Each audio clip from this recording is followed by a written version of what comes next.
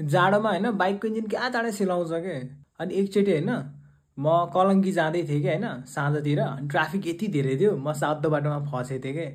अनि सातो बाटोमा चाहिँ यति जाम थियो नि, अनि म एकछिन स्टार्ट अफ गरेर राख्छु, अनि गाडी के अरे जाम खुलेपछि हिँड्छु भनेर सोचेको थिएँ। स्टार्ट अफ गरेको बा जब जाम खुल्न थाल्यो नि, अनि बाइक इन्जिन अन गरेको स्टार्टै नभएर यस्तो ल्याग भयो होइन।